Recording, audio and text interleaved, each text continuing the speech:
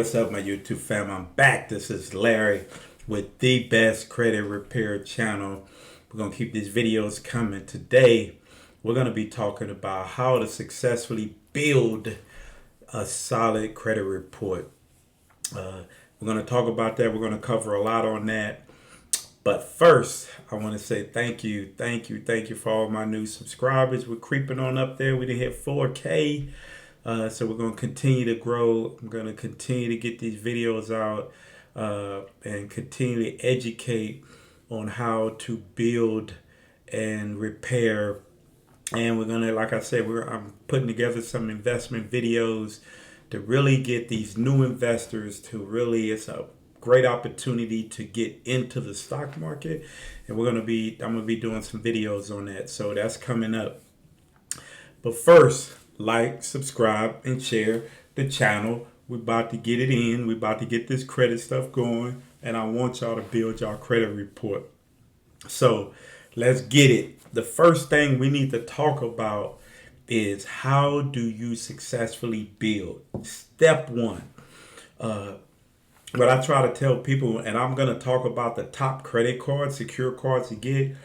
But quit getting these subprime cards with annual fees that do not look good on your credit report. Yes, they'll put some payment history, and some people get so desperate to just put that stuff on your credit report. Listen, the best thing you want to do is establish a relationship with your bank or credit union. Best thing that you can do. Go get you some secure cards from your bank, and we're going to talk about my top 4 that I recommend that you get, and I'm going to talk about why. But quit getting these subprime cards that in the long run hurt you more than help you, right? Because they're indicators of bad credit. The only people that apply for these cards are people with bad credit. So that's why you don't want to put those cards and leave them on your credit report. Good for building, but there's other ways that you can go that'll strengthen your credit report and get more benefit out of these cards than those subprime cards, right? Now, even when you get your secure cards, you need to change your thought process. Do not pay the cards on the due date. You need to call whoever you have a card with and ask them, when are the statement dates on these cards? 2 days before those statement dates, you should make that your due date. Why? Because on the statement date is when they apply the interest, right? And when they report. You want to keep your utilization down. You definitely want to make sure you're on time with your credit, plenty of time, and you want to keep that no interest every month. A lot of people don't really understand how much they're paying out in interest. That's money you could be investing back in yourself. Those could be stocks that you're buying, right, to help build your wealth. So always call, hey, I just want to know, when do y'all produce the statement on this card? We produce it on the 15th. Make the 13th your due date, right? And continue that. Listen to the benefit of that. You can literally charge that card $300 every month, $500 if that's the credit limit every month. And if you pay it before the statement date, you'll never pay interest. If you did that $500 for the whole 12 months, that's $6,000 you used off that credit card and never paid interest. Not a dime. You leverage that card to your benefit, right? And that's what you do. That's why the cards we're going to talk about later. So, because if you follow that, these secure cards give cash back rewards. And if you pay, you're going to get the cash back and never pay the bank any money. You're going to borrow their money every month, pay it back before the statement date, and never pay them interest and get the cash back. We're going to talk more about that. So you definitely want to pay your credit cards on the statement date.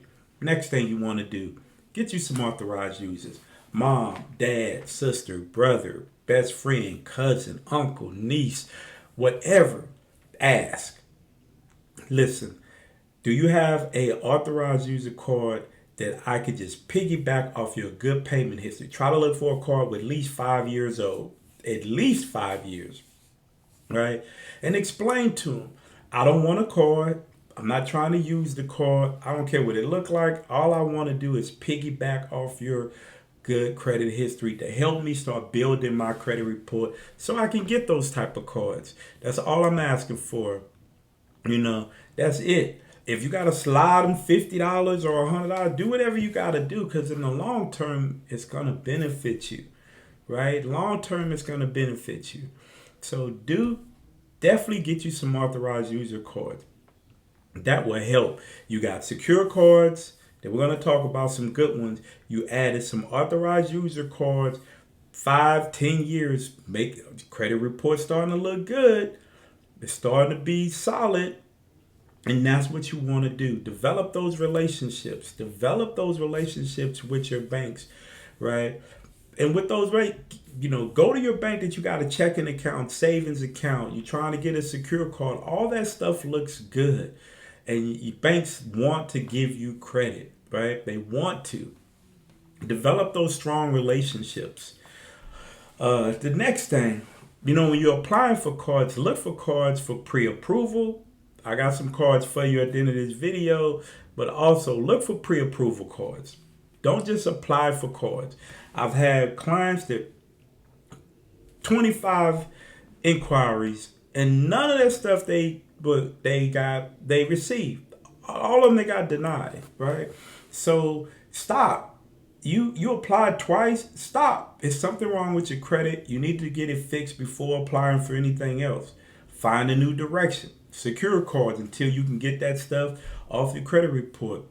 There's ways you can still continue to build your credit even though you're trying to eliminate some of the negative stuff that's on your credit, but you have to be smart.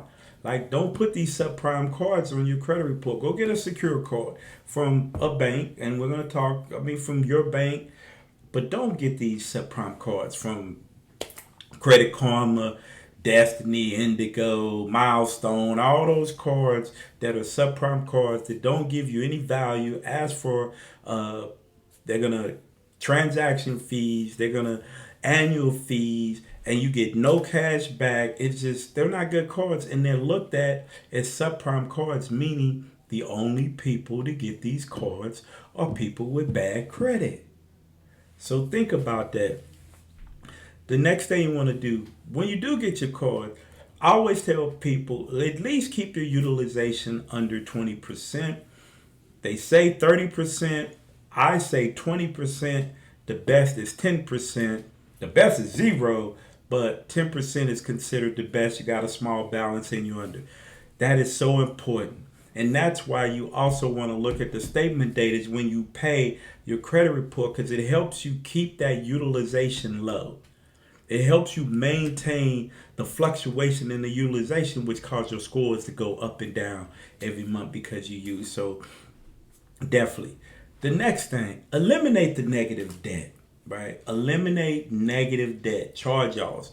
If you can't get them removed, you got to get them paid off. Collection accounts, there's no reason. I did a video earlier about restrictive endorsements. No reason why you shouldn't be getting collection accounts off your credit report. Like, quit paying these people and not getting this stuff off your credit report, especially if you don't even know they have all the information, right? So at least make sure you get it removed, right? And then the negative debt, it goes against your debt to income ratio. People with good credit get denied because their debt to income ratio is too high. So understand that. Keep your debt to income ratio down. Now, how do I do that? So the best thing to do, you look at your credit report and you go down everything that's reported on your credit report that you pay out, that goes out, right? So you got a credit card, $25, another credit card, $50, another credit card, $20. I got an installment loan for $200. I got a car note for $500. You need to look at all that stuff. You add it up. And then you're going to add up whatever your mortgage payment or your rent payment is. And then you're going to divide that against how much you bring in a month. For example, I did an example for y'all. My monthly bills is $2,500, but I'm only making 3,500. I'm gonna divide that the 25 by the 35, and I'm gonna get 0.7142. I'm gonna move the decimal spot 0.2 spots, which is gonna change it to 71.42%. That is high. Your debt to income ratio is high. You will get denied. So people think sometimes it's just your credit score. It's not just your credit score. It's if creditor is going to look at how much money is coming out, or are you going to be a risk by me giving you this loan, giving you this credit card? Will you be able to pay it back? Will you be using the card to sustain life? All that, and when your utilization is that high, those are all the things that go. So you definitely want to understand what your debt to income ratio is. It would tell you a lot about where you are financially, right? Now, do not do the following. Stay away from Affirm, Snap, some of those easy. They are indicators of bad credit. The credit bureaus will punish you for those cards that say, you have a lot of subprime cards, which indicates that you have a bad credit. Listen, the algorithm, we all don't know what it is, but I can tell you based on information, based on how the scores move, that your debt to income ratio plays a big part in your credit score. Things they don't talk about in that pie, right? That pie doesn't tell you anything about your debt to income ratio. What kind of credit you put in on your credit report. That pie doesn't tell you anything about that, but they send little notes. Experian does it all the time.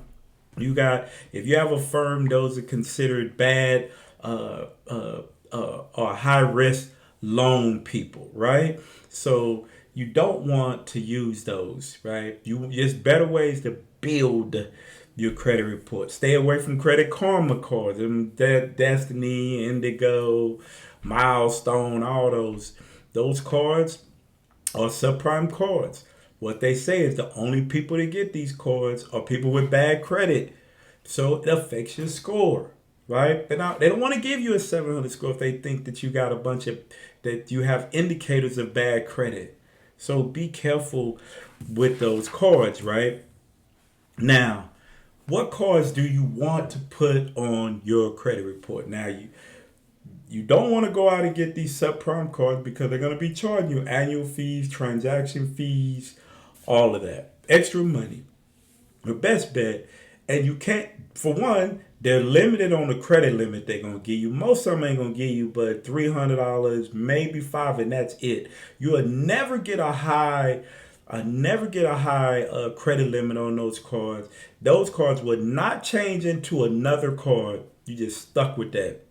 Those low balances hurt you because a little bit of money you use will throw you over 30%, which will punish your scores, right? So you want to put cards that eventually you can get that could turn into something better with higher limits.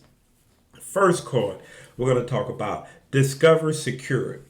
Number one secure card you can get. Number one on the list.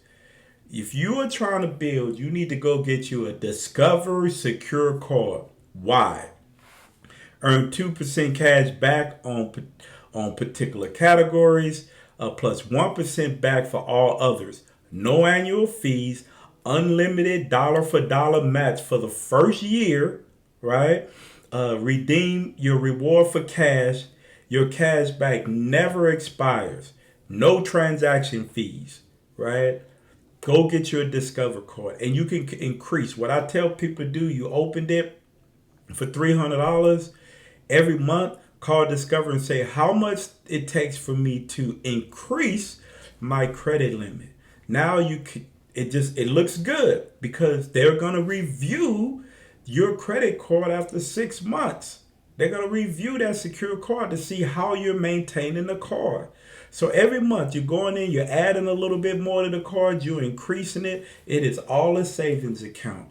Once you pull it out, Once they review you and give you a regular unsecured card, you could take that money and apply it to another bill, or take it and go use it as a secure loan for an installment loan, because you want to put an installment loan on your credit report and you want to get a secure installment loan, some $1,000, and then you pay it off 6 months, pay it off, get your money back, steal your money, get your money back, put it on something else.